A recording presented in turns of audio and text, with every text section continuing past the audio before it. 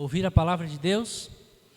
Eu quero convidar você, antes de nós projetarmos ali os slides, convidar você para abrir a sua Bíblia. E os nossos amigos que estão aqui conosco hoje, eu quero pedir aí que os membros dessa igreja se aproximem aí dos amigos, juntamente aí com a sua Bíblia, e nós vamos ler juntos o texto bíblico. Abra a sua Bíblia no Evangelho de Lucas. Evangelho de Lucas, capítulo 23. Lucas 23. Abra aí a sua Bíblia. Quem pode vir aqui acompanhar aqui junto com o Ricardo aqui? Quem tem uma Bíblia aqui para sentar aqui junto do lado do Ricardo e para ler junto aí? Lucas capítulo 23, nós vamos ler a partir do verso 33, que fala do evento mais importante que já aconteceu na história desse mundo. Agora nós vamos ler a palavra, eu quero convidar você para curvar sua fronte, fechar os seus olhos. Nós vamos falar com Deus agora, vamos ouvir a voz do silêncio e vamos ouvir Deus falando. Vamos falar com Deus agora e depois vamos ouvir Deus falando a nós. Senhor Deus, a tua palavra está aberta. Nós sabemos que a tua palavra é a tua vontade. A tua palavra, Senhor, está contida aqui em toda a Escritura Sagrada. Agora o Senhor irá falar ao nosso coração. Portanto, Senhor, que o teu Santo Espírito encha a nossa vida, penetre no mais profundo da nossa alma e nos ensine aquilo que precisamos aprender. Que a tua palavra e o teu Espírito transforme a nossa vida, que nós possamos tomar as decisões que precisamos tomar, que são decisões cruciais de vida ou morte para cada um de nós. Nós oramos e te pedimos que esteja conosco em nome de Jesus. Amém. Lucas, Evangelho de Lucas, capítulo 23, verso 33, a partir do verso 33, fala da crucifixão de Jesus. 33, o verso. Quando chegaram ao lugar chamado Calvário, ali o crucificaram, bem como aos malfeitores, um à direita, outro à esquerda. Contudo, Jesus dizia: Pai, perdoa-lhes, porque não sabem o que fazem. Então, repartindo as vestes dele, lançaram sortes. O povo estava ali e tudo observava. Também as autoridades zombavam e diziam: salvou os outros e a si mesmo se salve, se é de fato o Cristo de Deus, o escolhido. Igualmente os soldados escarneciam, aproximando-se, trouxeram-lhe vinagre, dizendo: se tu és o rei dos judeus, salva-te a ti mesmo. Também sobre ele estava esta epígrafe, em letras gregas, romanas e hebraicas, dizendo: este é o rei dos judeus. Agora vamos ler o verso 34. Já era quase a hora sexta, e escurecendo-se o sol, houve trevas sobre toda a terra até a hora nona, e rasgou-se pelo meio o véu do santuário. Então Jesus clamou em alta voz: Pai, nas tuas mãos entrego o meu espírito. E dito isto, expirou. Vendo o centurião o que tinha acontecido, deu glória a Deus, dizendo: verdadeiramente este homem era justo. Verdadeiramente esse homem era justo. E todas as multidões reunidas para este espetáculo, vendo o que havia acontecido, retiraram-se a lamentar, batendo nos peitos. Entretanto, todos os conhecidos de Jesus e as mulheres que o tinham seguido desde a Galiléia permaneceram a contemplar de longe estas coisas. Muito bem. Eu quero começar fazendo uma pergunta para você. Qual é o preço da liberdade? Certamente nós vivemos em um país livre. A liberdade talvez seja a coisa mais preciosa que esse país pode oferecer para mim e para você. Nós não vivemos num país de regime fechado, como a Coreia do Norte, por exemplo, onde as pessoas têm que ter cuidado para rir uma diante da outra, porque pode ser mal interpretada. Um país que não recebe pessoas e que pessoas não saem dali. Extremamente fechado.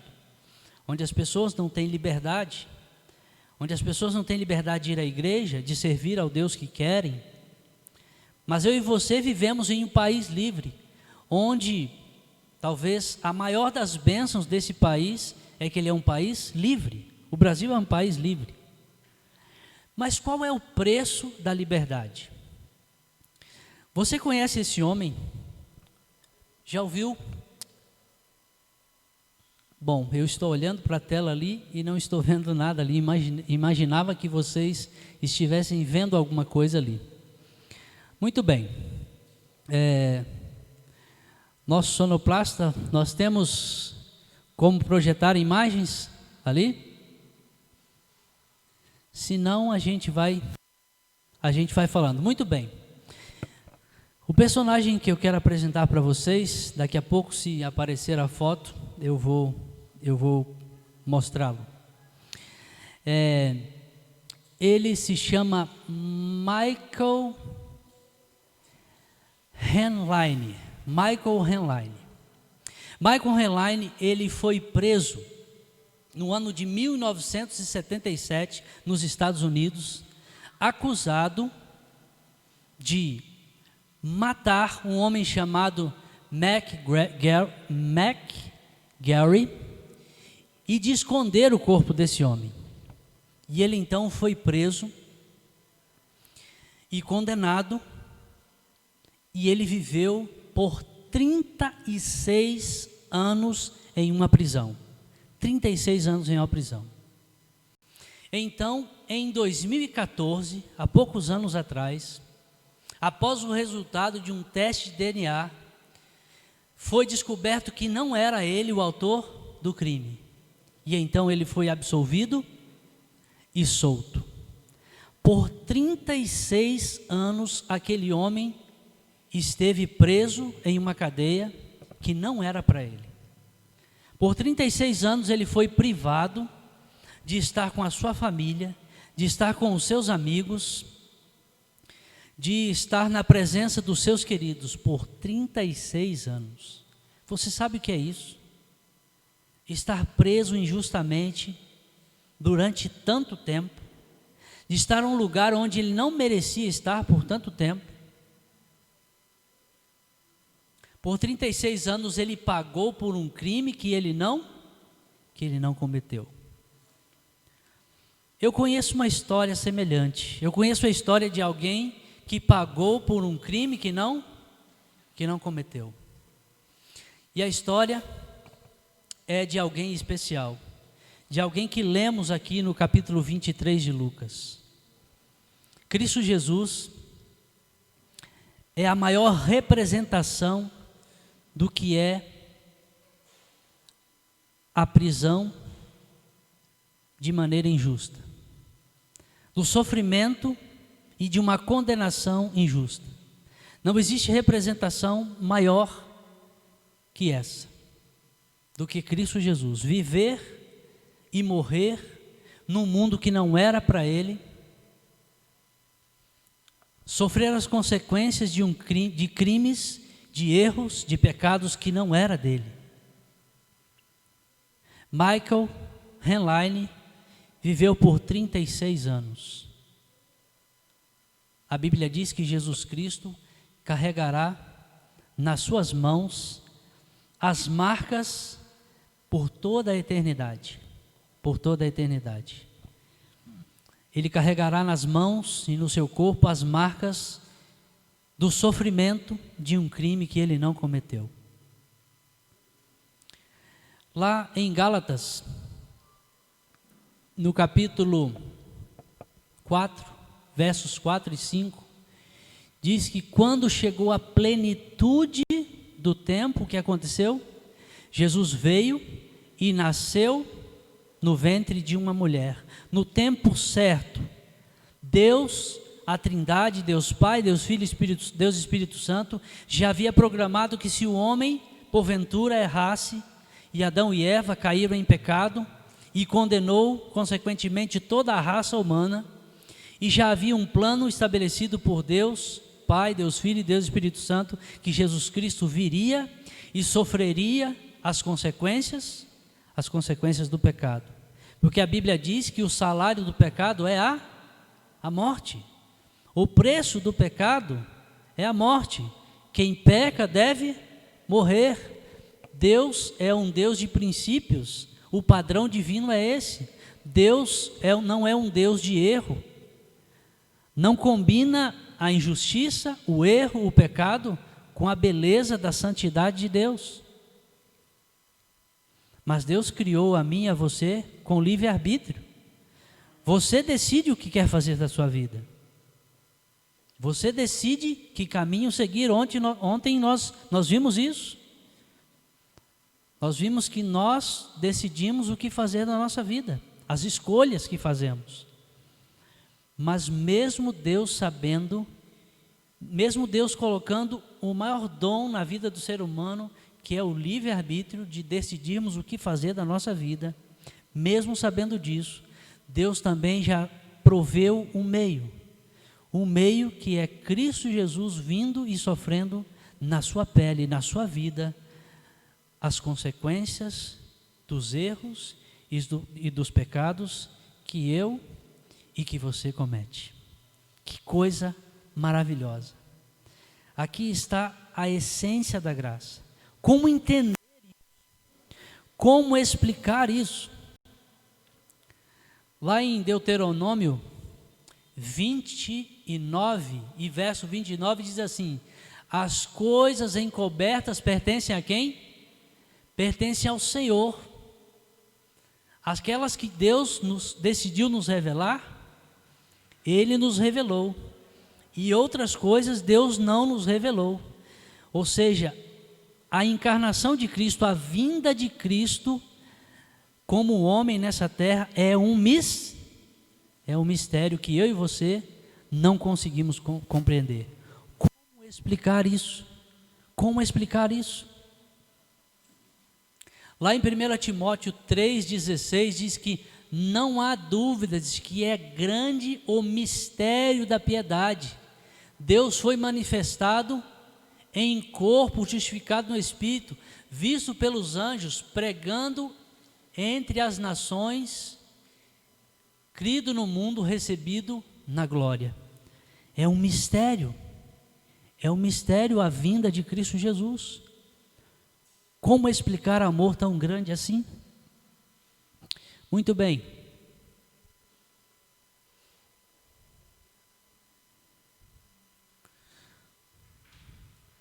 Eu quero pedir a ajuda aí dos nossos amigos da sonoplastia, porque não está passando aqui o nosso slide. Você pode passar aí para mim, porque não está passando. Muito bem. A liberdade, ela tem um preço. Nós falamos sobre o preço da liberdade. A liberdade, ela tem um preço. Que preço é esse? O que custou a liberdade? Eu quero que você fique aqui ligado em mim agora, porque não está passando aqui. E eu vou dando um toque aqui. Lá em Isaías 53, 4 e 5 diz que verdadeiramente Jesus tomou sobre si, sobre os seus ombros. O que Jesus tomou sobre si? As nossas enfermidades e as nossas dores, Ele levou sobre si. Nós o reputávamos por aflito, ferido de Deus e oprimido. E verso 5 do capítulo 53, mas ele foi o quê? Ele foi ferido por causa das nossas transgressões, e moído por causa das nossas iniquidades. O castigo que nos traz a paz estava sobre ele, estava sobre Cristo Jesus. Ele sofreu as consequências. Qual é o seu valor? Qual é o seu valor? Você saberia me dizer qual é o seu valor? Quanto vale o ser humano? Quanto vale uma pessoa? Agora, se eu perguntasse para você quanto vale uma pessoa para Deus, qual é o seu valor para Deus? Essa resposta eu saberia lhe dizer. O seu valor para Deus é muito grande. E ele tem um preço que foi pago. E esse preço foi o que mesmo? Foi a vida de Cristo Jesus. Esse é o seu valor. Esse foi o preço pago por você. Pago por você. Esse foi o preço. A vida de Cristo Jesus. A vida de Cristo Jesus na cruz do Calvário. Lá em 1 Pedro 1,18, diz assim, 1,18, 19, sabendo que não foi por coisas corruptíveis, como prata, ouro, que você foi resgatado. Como prata ou ouro que fossem resgatados da vossa vã maneira de viver, que por tradição recebeste dos nossos pais. Mas o verso 19 diz assim, mas com o precioso sangue de Cristo, como de um cordeiro imaculado e incontaminado. Esse foi o preço do seu resgate. Lá em 1 Coríntios 6,20 diz, pois foste comprado por quê? Por alto preço. Fomos comprados por alto preço, o sangue de Cristo Jesus, o Cordeiro de Deus. Isaías 53, verso 3 diz, Cristo Jesus ele foi desprezado pelos homens, rejeitados, um homem de dores, um homem que sofreu, como alguém que os homens escondiam o rosto. Lucas 23, 20 a 21 diz assim, desejando soltar a Jesus, Pilatos se dirigiu a eles novamente, mas eles continuavam gritando, crucificam, crucificam.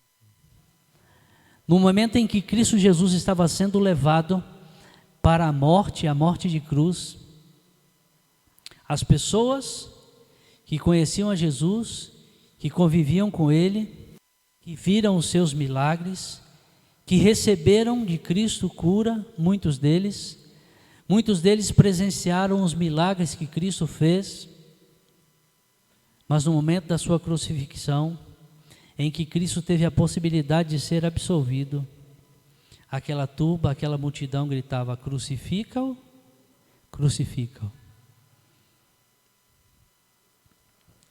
Lá em Apocalipse 1, 7 e 8, diz que Jesus virá nas nuvens, com poder e grande glória.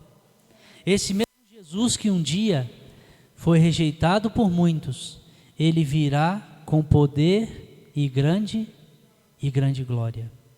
Esse mesmo Jesus que foi cuspido, que foi rejeitado, que foi entregue para ser morto, uma morte de cruz, ele virá com poder e grande glória, e a Bíblia diz que todo o olho o verá. Todos nós, eu e você, vamos nos deparar diante desse Jesus que um dia veio sofrendo, mas que virá com um corpo revestido de glória, que virá glorificado como o Rei dos Reis e Senhor dos Senhores. Esse que veio como Salvador, como humilde servo, virá como o Rei dos Reis e Senhor dos Senhores. E a Bíblia diz que todo olho o verá. Até mesmo aqueles que o traspassaram, até mesmo aqueles que o fizeram sofrer, irão se deparar com a glória bendita de Cristo Jesus. Eu pergunto a você nessa noite: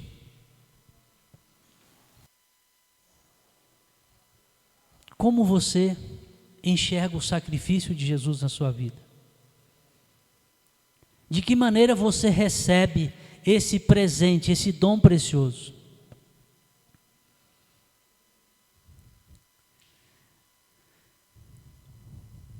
Eu queria que você imaginasse a cena comigo agora.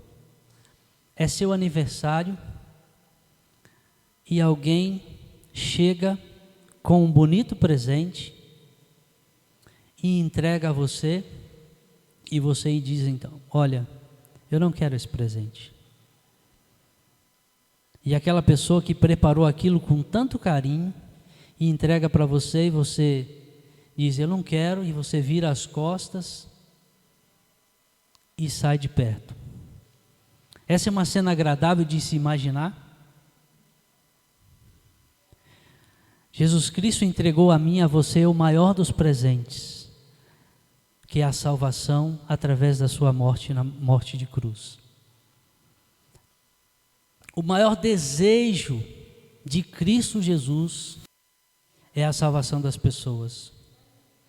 O maior desejo daquele homem que estava preso há 36 anos, Michael Henline, era se libertar daquela prisão e estar entre as pessoas que ele amava. O maior desejo de Cristo Jesus, que viveu nessa prisão chamada terra, chamada mundo. O maior desejo de Cristo Jesus, quando esteve aqui, não era deixar de lado a sua missão. O maior desejo de Cristo Jesus era que você e eu aceitássemos a sua salvação. O maior desejo daquele homem que ficou 36 anos em uma prisão injustamente era sair dali. O maior desejo de Cristo Jesus, quando esteve nessa prisão chamada terra, foi a minha e a sua salvação. Amém? Que coisa maravilhosa. Como eu posso negar na minha vida um presente desses? Como eu posso rejeitar tamanha bênção na minha vida? Quando Jesus estava prestes a entregar a sua vida, Jesus faz uma oração: Pai, se possível, passa de mim este cálice. Pai, eu estou com medo. Se possível, me livra desse sofrimento, mas faça-se a sua vontade e não a minha. Cristo Jesus passou por um momento de sofrimento intenso, mas Jesus Cristo não orou a Deus porque a dor física era insuportável. Jesus Cristo orou a Deus porque a dor dos pecados meus e dos seus pecados pesavam nos seus ombros. Naquele momento de extrema angústia, Cristo Jesus então, sofrendo a consequência dos erros de toda a humanidade, Cristo Jesus sente fraqueza. Sente fraqueza porque o peso enorme da culpa dos pecados de toda a humanidade foi enorme em seus ombros. Mas Cristo Jesus não desistiu. Ele preferiu que a vontade de Deus fosse feita na sua vida do que a sua própria vontade. Como poderia eu negar tamanho presente de salvação para a minha vida? Eu pergunto para você. Em Apocalipse 21, verso 4, diz que Jesus Cristo vai enxugar dos nossos olhos todas as lágrimas. Jesus Cristo está preparando um mundo, está preparando uma cidade santa, está preparando uma nova terra para mim e para você, onde não haverá mais morte, não haverá mais sofrimento e não haverá mais dores. É isso que Jesus Cristo está preparando para mim e para você. Eu pergunto para você: você vai aceitar esse presente precioso? Ou você vai virar as costas para Cristo Jesus, assim como aquelas pessoas que receberam os milagres de Cristo, mas no momento da crucifixão gritaram: crucifica-o, crucifica-o. Jesus Cristo está oferecendo nessa noite um presente para você, um presente precioso, um presente de salvação.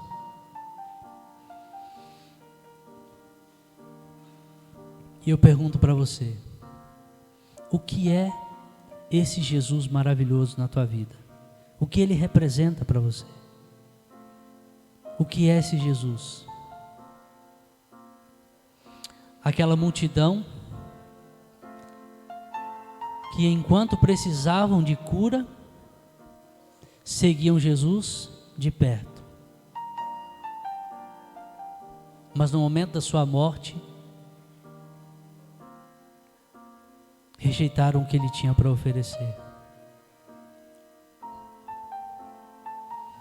Os discípulos que estavam tão perto de Jesus, todos os dias, tão perto, no momento da sua morte, passaram a segui-lo de longe.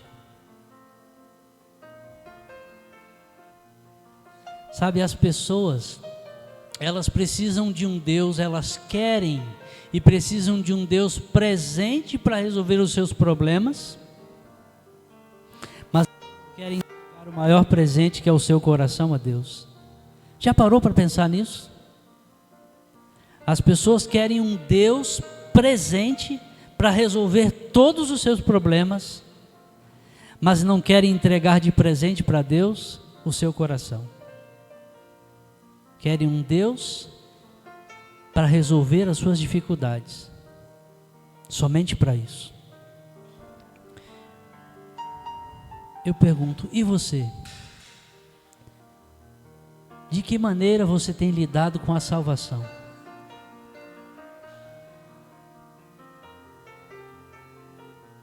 De que maneira você tem recebido esse presente maravilhoso de Deus?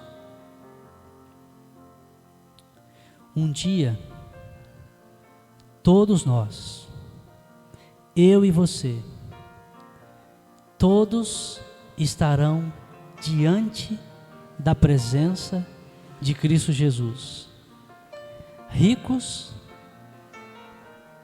e pobres, plebeus e nobres, todos estarão diante da presença de Deus. Seja você de que origem for, tenha você vivido a vida que viveu, tenha você tomado as decisões que tomou, tenha você feito as escolhas que fez, um dia você estará na presença de Jesus Cristo, o Salvador, que virá agora com poder e grande glória, como o Rei dos Reis e Senhor dos Senhores. Esse momento está se aproximando. Esse momento está perto de acontecer. Você já parou para pensar de que lado você vai estar naquele dia? Você já parou para pensar se você vai receber das mãos de Cristo Jesus? E Jesus Cristo vai dizer para você: vinde benditos de meu Pai, tome posse da herança que foi preparada para você? Ou será que você vai estar do outro lado, quando Jesus dirá: apartai-vos de mim?